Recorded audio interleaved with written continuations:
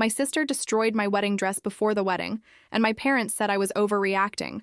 The smoke hit me before I even got the key all the way into the lock, and for one dumb second my brain tried to make it normal. I actually stood on my own front walk holding a bag of groceries against my hip, staring at gray smoke curling up beside the driveway, thinking maybe a neighbor was burning leaves, or maybe somebody had dropped a cigarette near the mulch. That was how badly I wanted it to be anything except what it was.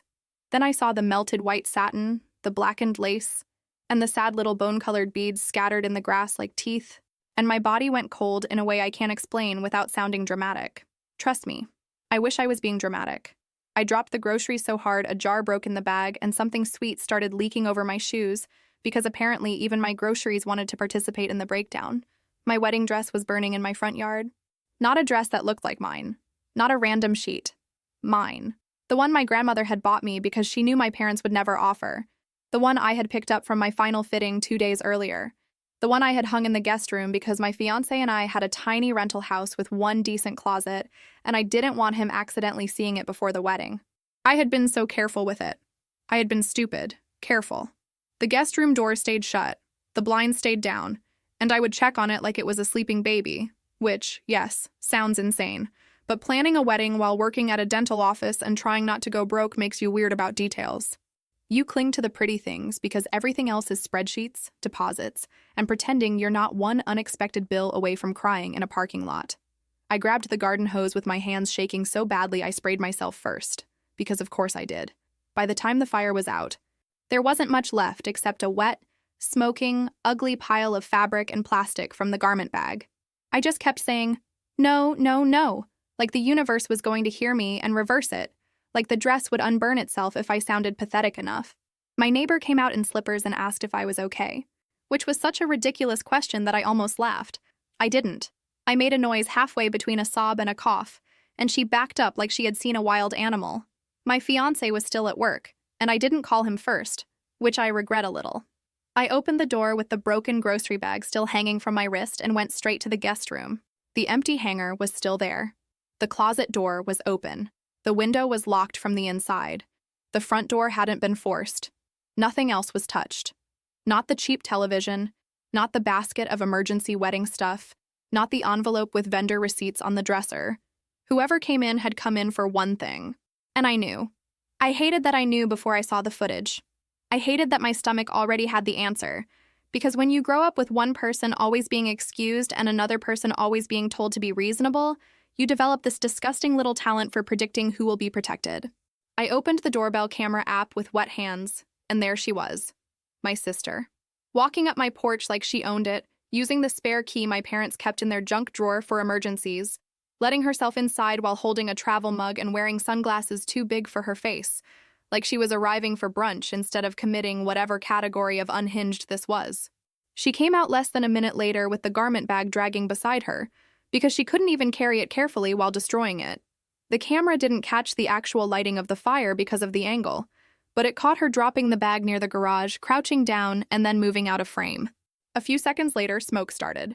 I called my mother before I could talk myself out of it. She answered with that cheerful fake voice she uses when she thinks something has already been decided without me. "Hey, honey," I said. "Did you give my sister the spare key to my house?" There was this pause. Not confusion, not surprise. A pause. The kind that tells you someone is choosing between lies. "What happened?" she asked. "My wedding dress is burned on my lawn, and I have video of her entering my house." Another pause. Then my father's voice in the background asking what I had done now. "I know." Charming. My mother sighed like I had called because my sister borrowed a sweater. "She's been having a really hard time, Callista." "She burned my wedding dress," I said. "She broke into my house." "She didn't break in if she had a key." I almost dropped the phone. "Are you serious right now?" "I'm saying words matter." My father got on the line and told me not to be hysterical, which is always a fantastic thing to say to a woman standing beside the corpse of her wedding dress. I started shaking in this ugly full-body way. Not fear exactly. More like my skin had become too small for the amount of rage inside me. I said, "You had no right to give her access to my house." He said, "It was a spare key. We've had it for years." "Did you hand it to her?" I asked. Neither of them answered. And somehow, that silence told me more than an explanation would have. "You had that key for emergencies," I said. Not so your favorite child could perform a grief ritual on my dress like a rejected theater kid. They kept saying she was emotional. She was overwhelmed. She hadn't been herself. She had been feeling left out with all the wedding attention. I kept saying, she destroyed my dress. We were having two different conversations. I was talking about a crime and they were talking about a mood. After I hung up, I called a locksmith. I didn't shop around. I didn't compare prices. I said I needed every lock changed that day, and when the guy came, I paid emergency rates I absolutely could not afford. I sat on the porch steps while he worked, still wearing shoes sticky from broken jam, staring at the black spot in the grass. My fiancé came home while the locksmith was finishing the back door, and when he saw my face, he didn't ask a bunch of questions.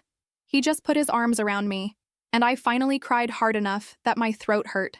That night, we bagged what was left of the dress. I couldn't throw it away. Not yet. I tucked the burned pieces into a storage bin like a lunatic, because part of me still couldn't accept that something so special had become evidence. My fiancé wanted to call the police right then. I said no at first because I was embarrassed, which makes me angry now. Embarrassed. Like I had caused a scene by being harmed. Like I was already hearing my parents' voices telling me I was going to ruin the family over a dress. The next morning, I woke up with puffy eyes, a headache, and the horrifying realization that my wedding was less than a month away, and I had nothing to wear except a cheap backup reception dress that made me look like a substitute teacher at a spring dance. I'm not insulting teachers. I'm insulting the dress. There's a difference. My fiancé made coffee and tried to be calm, but I could see the fury in his jaw every time he looked toward the guest room. We both had to go to work because bills don't care that your sister went full bonfire goblin on your life. I spent the day answering phones at the dental office with my voice doing that fake bright thing people do when they are one inconvenience away from screaming into a drawer. During my lunch break, I sat in my car and searched for replacement wedding dresses. Used gowns, sample sales, rental shops, bridal consignment, emergency alterations. I clicked through pictures until everything blurred into white lace and price tags that made my stomach twist. The original dress had not been designer fancy, because I am not that girl and never have been, but it had felt like mine. It had fit me in a way that made me stop apologizing for my body for about 8 whole minutes, which was a personal record. My grandmother had cried when she saw me in it. Not cute movie crying either, real crying. She had pressed a tissue under her glasses and said, "There she is," like I had been missing. My mother called while I was staring at a listing for a dress that looked like a cupcake got into debt. I almost didn't answer. Then I did, because apparently childhood wiring is stronger than common sense. She opened with, "Your sister is sorry." I said, "Then she can call me. She's not ready." She was ready to use a key and set my property on fire. That's not fair. I laughed, but not because anything was funny. "What part?" I said. "Mom, she burned my wedding dress." "You keep saying that like it explains everything." "Because it does." She started bringing up old stories. Probably by accident. Because guilty people love proving your point while thinking they're defending themselves. She mentioned the time my sister wrecked my birthday dinner, because she had failed a class and everyone left early to comfort her. She mentioned the time my sister borrowed my car without asking and scratched the bumper, and I was told not to make her feel worse because she had a bad week. She mentioned the holiday where my sister cried because my grandmother gave me earrings, so my mother made me share them. Share earrings. I don't know who needs to hear this, but pierced ears are not a community resource. I sat there listening, and something in me clicked into place in the most depressing way. This wasn't new. It had just finally become flammable. After work, I called my grandmother. I almost didn't, because I knew it would hurt her. She had bought the dress with money she had saved from small things, the way older women do when they pretend they don't need much, while quietly helping everyone else. She had slipped me cash for deposits and told me not to tell my parents because she didn't want drama. My grandmother has always been sweet, but not soft. There's a difference. She can make biscuits from scratch and also destroy you with one sentence while buttering them. When I told her, she went silent for so long I checked if the call dropped. Then she said, "Your sister did what?" I told her again. "And your parents said what?" I told her that too. The sound she made was small and sharp, like she had cut herself. "I am so tired of them asking you to bleed quietly." I lost it. Full crying, ugly breathing, wiping my nose with a napkin I found in my glove compartment. She let me cry, then said, "Listen to me. You are getting married in a dress you feel good in. I will pay for another one." I said no immediately, because guilt is my first language. I told her she had already done enough, that I couldn't take more money, that the whole thing was ridiculous and maybe I should just wear the reception dress and move on. Even as I said it, I hated myself for shrinking again. My grandmother cut me off. Callista, I am not paying because a dress matters more than people. I am paying because you matter more than their excuses. My fiancé drove me to a bridal consignment shop the next day. I tried on 5 dresses. One made me look like I was escaping a cult. One had sleeves that gave haunted curtains. One was fine, which somehow felt worse than ugly. The shop owner, a woman with pins stuck to her shirt and the exhausted kindness of someone who has seen every wedding-related meltdown known to mankind, listened while I explained the situation in the shortest possible way. Her mouth tightened, but she didn't gossip.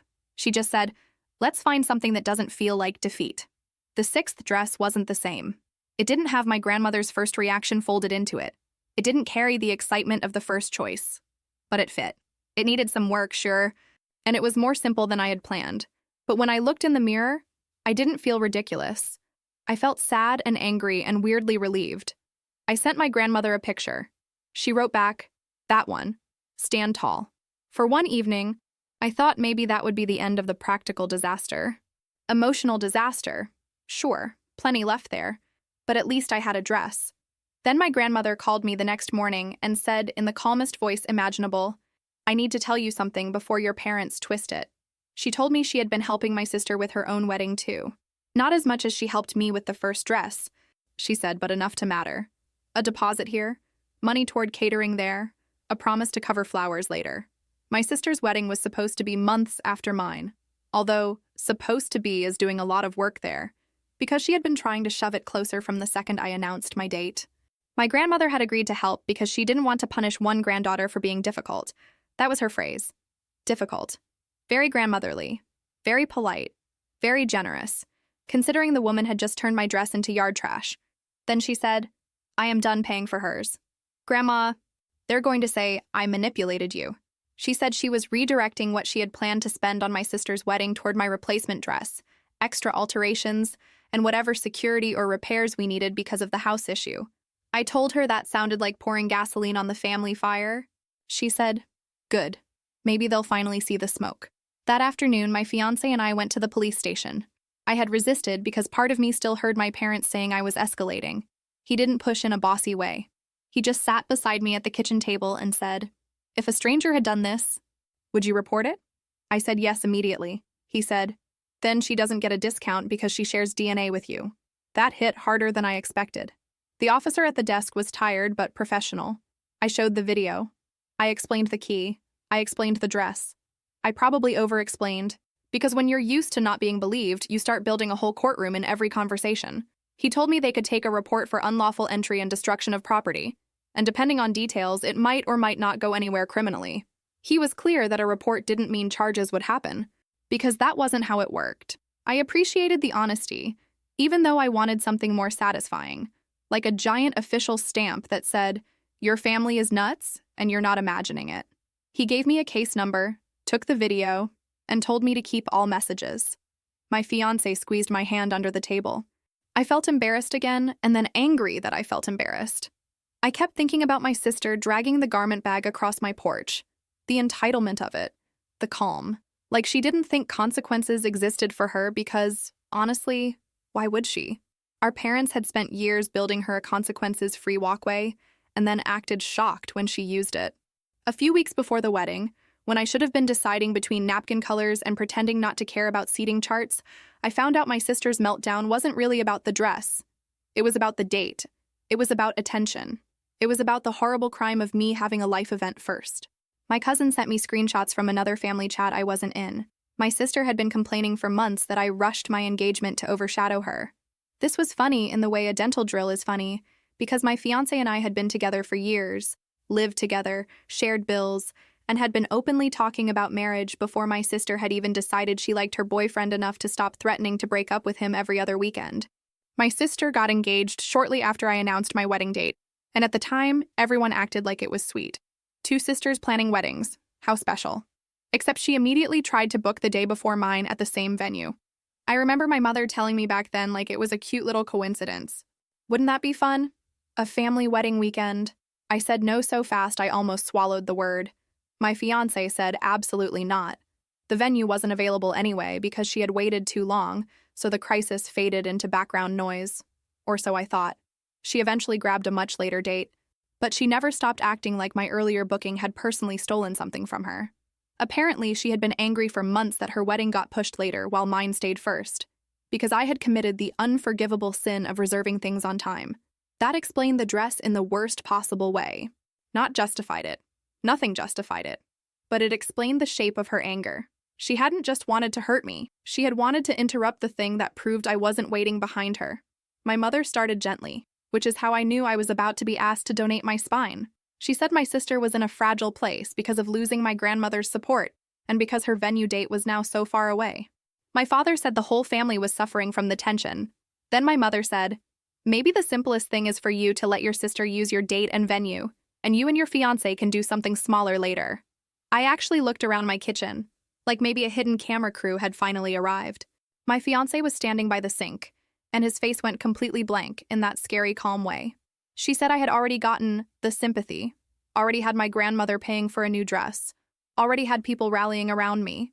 My sister, on the other hand, had lost so much. So maybe as a gesture of healing, I could let her have the wedding date and the venue, my deposits, my vendors, my day. I pressed the phone to my ear so hard it hurt. I said, "You want me to give my wedding to the person who burned my wedding dress?" My father said, "When you put it like that, of course it sounds bad."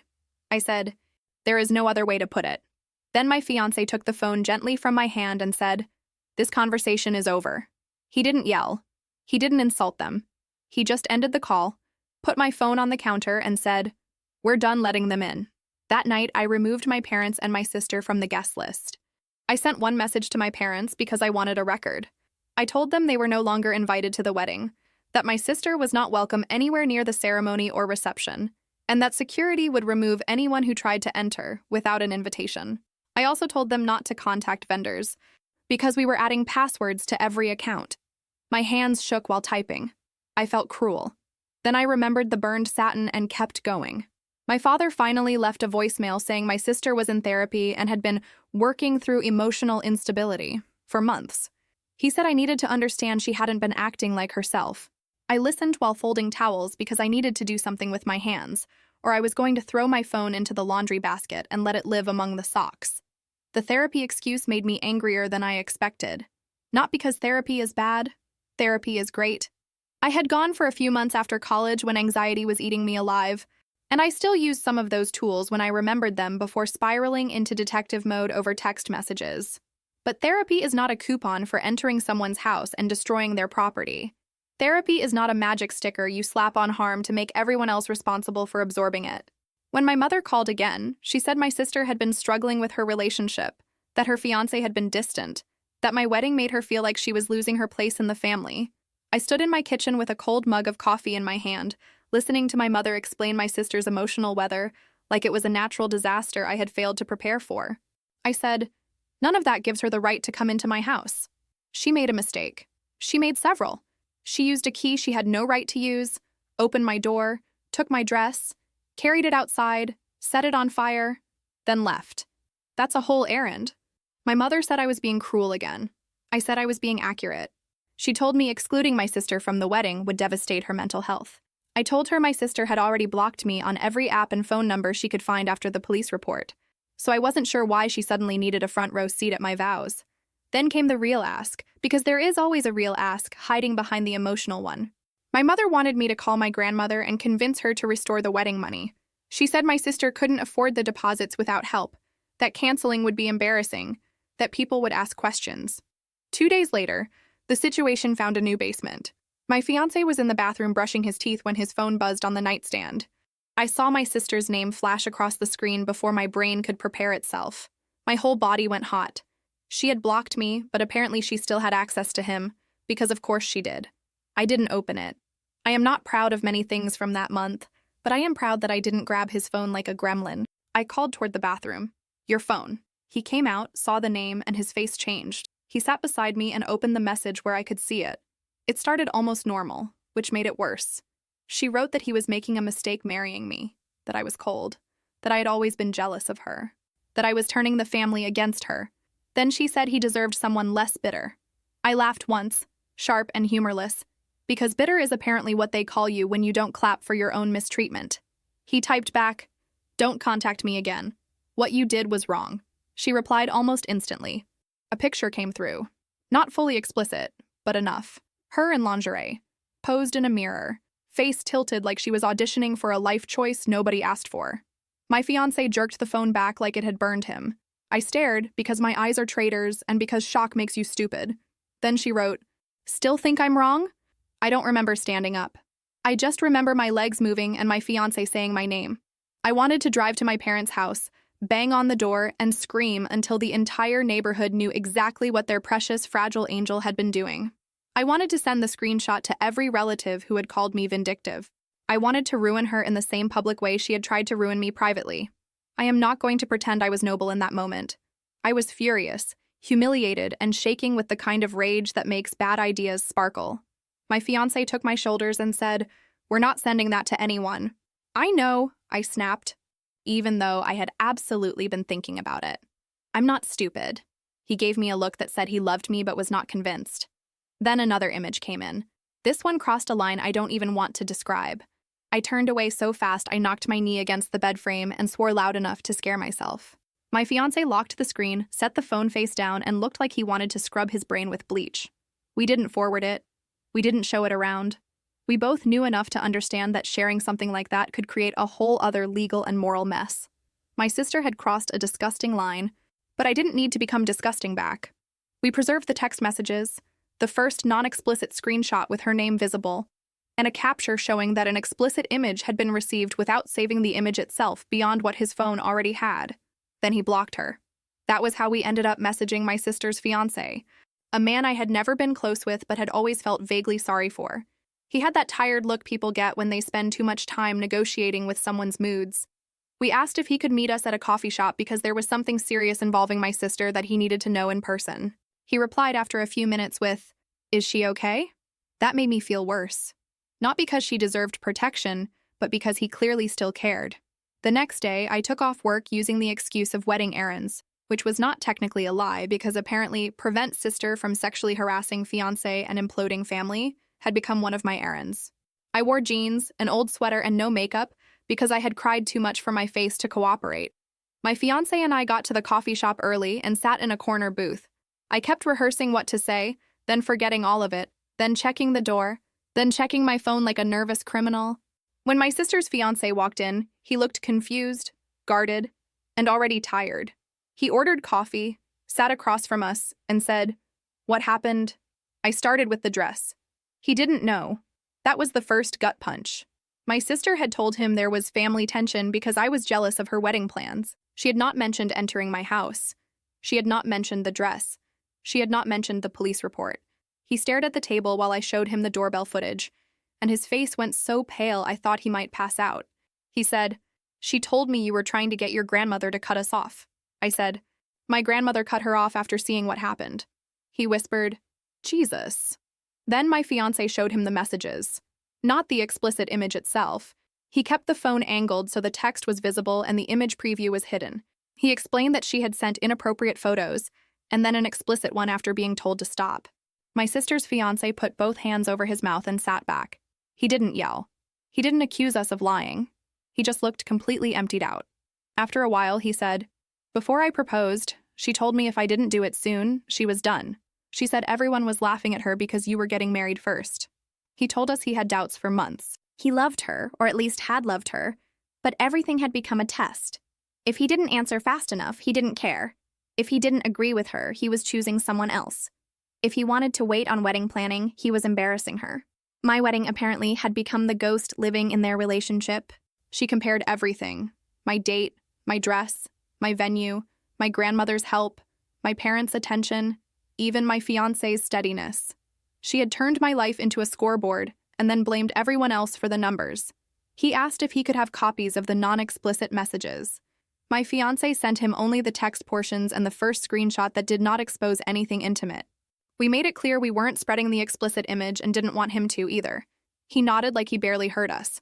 Then he said, "I'm ending it today." I didn't know what to say. Congratulations felt insane. Sorry felt too small. My fiancé said, I'm sorry you found out like this. The man nodded, stood up, then sat back down like his legs had forgotten the plan. If she comes after you two, tell me. I don't know what she'll do when I leave. We visited my grandmother that evening because I couldn't carry all of it alone. I told her about the messages, but not the explicit details. There are things you don't need to put in your grandmother's head. I just said my sister had contacted my fiancé in a sexual way, and that we had told her fiancé enough for him to make his own decision. My grandmother sat very still in her recliner, one hand wrapped around her tea mug, eyes fixed on the wall. She looked older than she had the week before, and I hated my sister for that almost as much as the dress. Then my grandmother said, "I am finished." She picked up her phone, opened the family group chat, and typed with one finger while I sat there pretending not to watch. The message was short. She said she would no longer be maintaining contact with the granddaughter who had chosen cruelty and deceit, that she did not want anyone pressuring her to change her mind, and that her decision was final. Then she left the chat. 2 days before the ceremony, my sister's ex-fiancé called my fiancé. He said he had ended the engagement, packed some things, and was staying with a friend. He also said my sister had been spiraling, calling him from different numbers, accusing him of choosing me over her, which was such a deranged interpretation that I had to sit down when my fiancé told me. The ex-fiancé warned us she might come by because she had said something about making everyone admit the truth. The truth, apparently, being whatever version made her the injured heroine. Less than an hour later, she showed up at my house. She yelled that I had ruined her life. She yelled that I stole her fiancé, which, please imagine accusing your sister of stealing your man while my own fiancé is standing behind the locked door, making direct eye contact with you in complete horror. She yelled that our grandmother was old and confused, that I had manipulated her, that our parents would never forgive me. She kicked the bottom of the door once, not hard enough to break it, but hard enough that something inside me snapped. My fiancé called the police while I stood in the hallway shaking. I wanted to open the door. I wanted to scream back. I wanted to ask her what was wrong with her, really, underneath all the performance. But he put a hand up and mouthed, "No, he was right." I hated that he was right. The officers arrived after what felt like an hour but was probably minutes. They talked to her on the porch while she cried and gestured and pointed at the house like she was giving a tragic tour. One officer knocked and asked for my side. I showed the earlier report number, the video from the dress, and the messages showing she had been told not to contact us and was not welcome around us. He told her she needed to leave and that returning could lead to a trespass complaint. She screamed that I was insane. I stood behind the cracked door with green face mask drying on my cheeks, thinking, sure, this is definitely the insane part. That night, she posted on a social app that I had tried to seduce her ex-fiancé and that he had only left because I couldn't handle not being the center of attention. The projection was so strong it needed its own mailbox. A cousin sent me a screenshot even though I had asked people not to send things, because apparently, "You need to see this" is the battle cry of the well-meaning and exhausting. Before I could even decide what to do, her ex-fiancé replied publicly. He didn't share private details. He didn't mention the photos. He simply wrote that the engagement ended because of her behavior, that I had not pursued him in any way, and that he would not participate in lies. Short, clean, devastating. My parents tried to call from different numbers after that. My mother left one message sobbing that I had pushed my sister into public humiliation.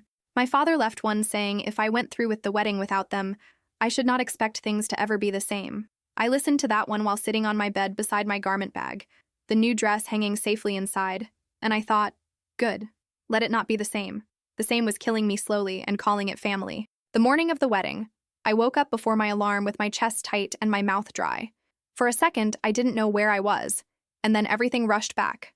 Wedding day, new dress, no parents, no sister.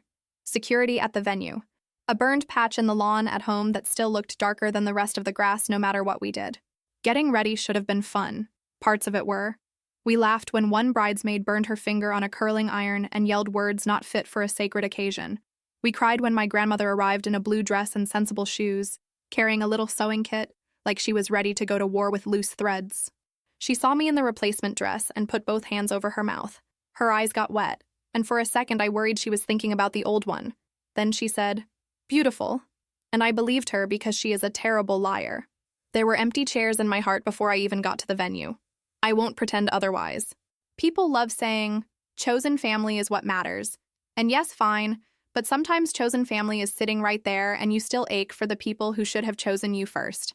I missed the idea of my parents.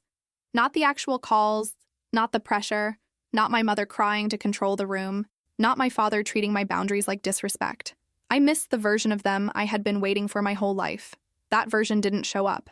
Right before the ceremony, my bridesmaid gave me my phone so I could take a picture with my grandmother. A message notification from my mother sat on the screen. No preview, just her name from a number I hadn't blocked yet.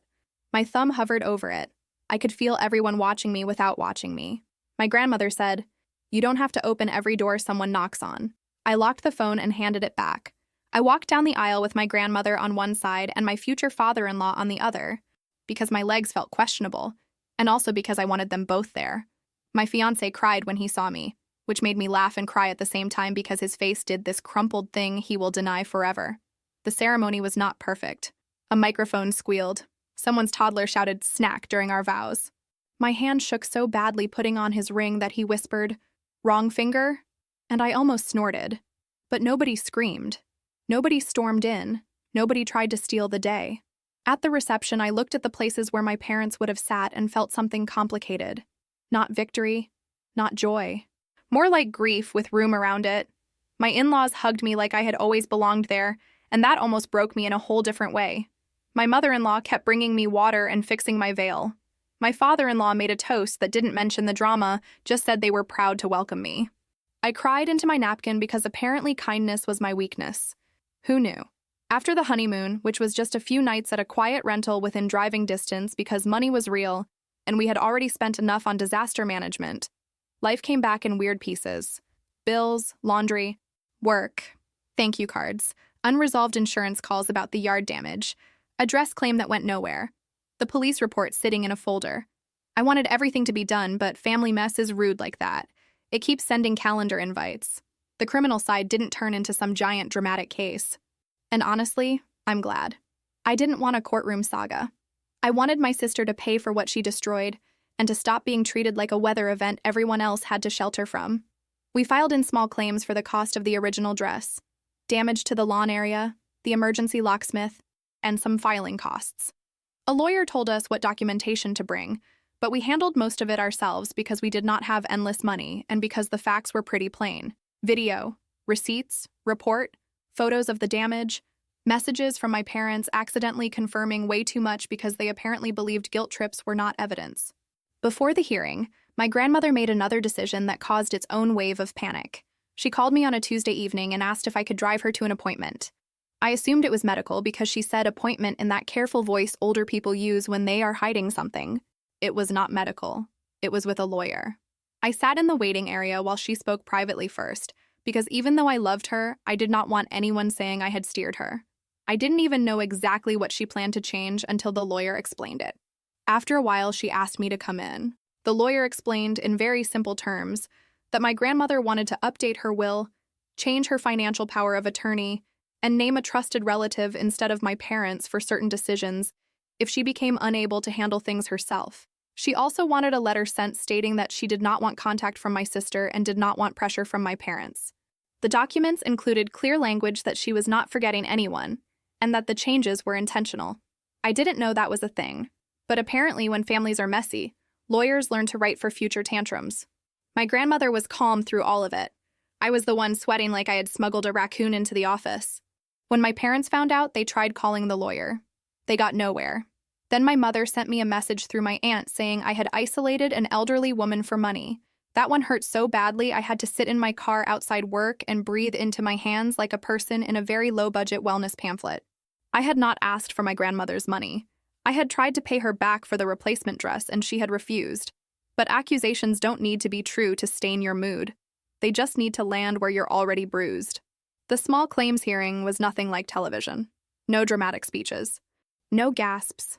No judge banging anything like we were in a movie. We sat in a plain room with bad lighting, and my sister sat across from me wearing a blouse I recognized from my mother's closet. My parents came with her.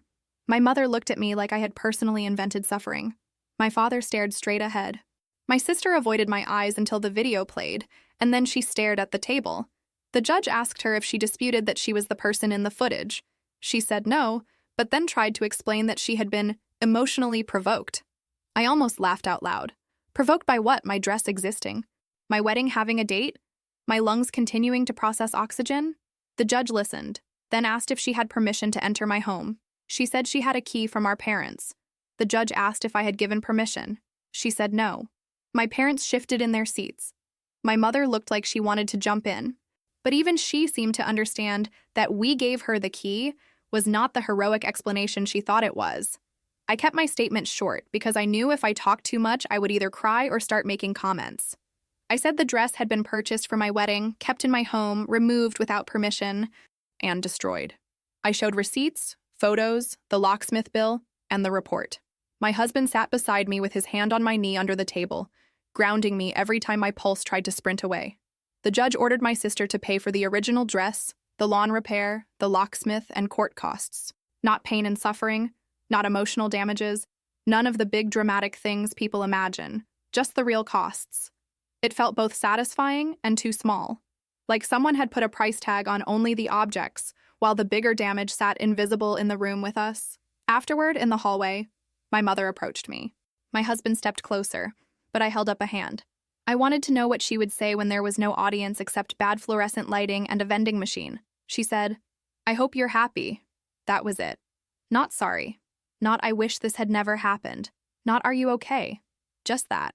I said, "I'm not happy. I'm done." My sister burst into tears then, because of course she did, and my mother turned away from me immediately to hold her.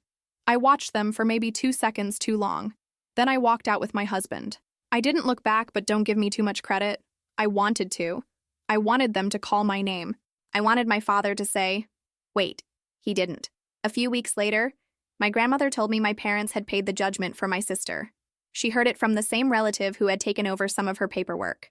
My sister didn't have the money because she had been planning her entire wedding around other people funding it, which was very on brand. My parents paying should have made me furious. Instead, I felt weirdly calm. Let them. If they wanted to keep protecting her from the full weight of consequence, that was their bill now. Literally. I used part of the money to repay my grandmother for the replacement dress. She argued with me for half an hour. I argued back, which was brave because arguing with my grandmother is like challenging a church bell. She said she had wanted to give me that gift. I said she had already saved me, and I needed one part of this mess to end with me not feeling like I owed her more than gratitude. She finally took the money with great offense, then made me soup, because apparently forgiveness in her house came with vegetables. Before I threw away the burned remains of the original dress, I asked her to come over. We opened the storage bin together in my backyard. The smell was faint, but still there. Smoky and chemical, like the past being rude. Most of it was ruined beyond recognition, but inside a folded section near the hem, protected by layers of fabric, we found a small piece that had not burned all the way. It was stained at the edge, but the lace pattern was still visible. My grandmother touched it with one finger and said, "Keep that." I said, "For what?" "For proof that not everything they tried to destroy went with it." Months after the wedding, my mother sent a message through a relative because she still didn't have direct access. The relative prefaced it with, "I don't want to get involved," which is always what people say while actively getting involved. The message was a screenshot of my mother's text. It said, "Tell Callista I hope she is satisfied now. Her sister has lost her fiancé, her wedding, her grandmother, and most of the family. I hope winning was worth it." I read it while standing in the laundry room with a basket against my hip, which felt absurdly fitting. Life-changing family cruelty really does love arriving between socks. My first reaction was rage. Clean, hot, familiar rage. I wanted to write back a numbered list, except I couldn't use numbers because then my brain went weirdly into wedding story mode. But you know what I mean. I wanted to ask whether my sister losing things mattered more than me losing safety in my own home. I wanted to ask why the dress wasn't mentioned, why the photos weren't mentioned, why the court wasn't mentioned, why my mother could list my sister's losses like memorial candles but couldn't name a single thing I had felt. Then the rage drained out and left something worse. Not forgiveness. Absolutely not. I'm not selling that inspirational nonsense.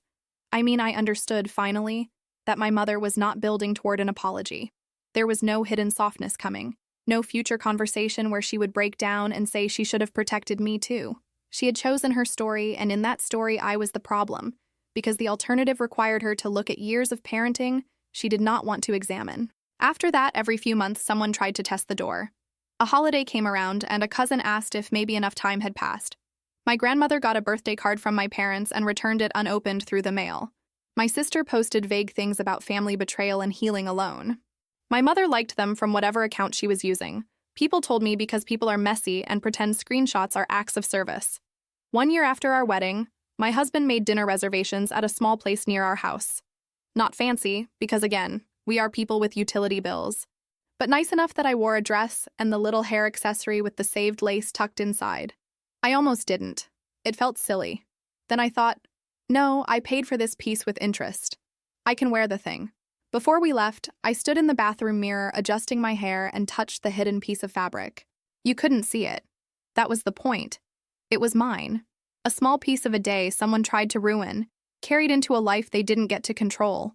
At dinner, my grandmother joined us because our anniversary dinner somehow became a 3-person event, and neither of us minded. My in-laws came too after dessert, because my husband had told them where we were and they happened to be nearby, which was a lie so obvious it deserved a little respect. We shared cake. My grandmother complained the frosting was too sweet, then ate all of hers. My father-in-law told a story that went nowhere. My mother-in-law asked if we were happy, and the question hit me harder than it should have. I looked around the table. My husband laughing at something dumb. My grandmother dabbing crumbs with a napkin. My in-laws arguing gently over the check. No one demanding I shrink. No one asking me to make my pain more convenient. No one telling me my sister needed the moment more. Not perfectly happy. Not magically healed. I still had days when a random memory knocked the air out of me. I still sometimes imagined my parents getting older without me and felt guilty enough to pace the kitchen. I still had dreams where I opened the guest room and the dress was hanging there untouched. And I woke up angry all over again. Healing, for me, did not look like becoming serene. It looked like not handing my life back to people, because guilt knocked politely. My sister never apologized. My parents never did either. My sister stayed isolated from most relatives who had seen enough proof to stop buying her version, though I'm sure she found new people to tell. My parents stayed distant, still convinced they were the injured party because I had stopped making access easy. Sometimes I wondered if they missed me, or if they only missed being able to call me and get compliance. That question used to hurt.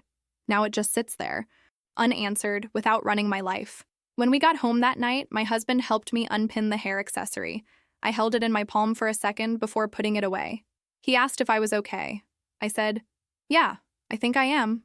I didn't end up with the wedding I imagined when I first got engaged. I didn't get the dress my grandmother chose first. I didn't get parents crying proudly in the front row or a sister who could stand beside me without turning love into a contest. I didn't get a big apology, a clean ending, or some grand moment where everyone admitted I had been right. Real life is rude that way. It doesn't wrap every wound in a bow. But I got a locked door. I got a husband who believed me the first time. I got a grandmother who refused to let me disappear inside the family story. I got proof, not just for court, but for myself, that what happened was real and that my reaction wasn't the problem. I got a quieter life, which doesn't sound exciting until you've lived inside constant emotional noise. And on that anniversary night, with the tiny piece of old lace safely tucked away, I realized something that would have sounded impossible a year earlier. I didn't want them to come back and fix it anymore. I didn't want another conversation. I didn't want to be understood by people committed to misunderstanding me. I just wanted to keep going. I put the accessory in a small box in my dresser, washed my face, climbed into bed beside my husband, and listened to the normal sounds of our little house settling around us. No buzzing phone, no shouting outside, no one at the door with a borrowed key, just quiet. It felt like mine.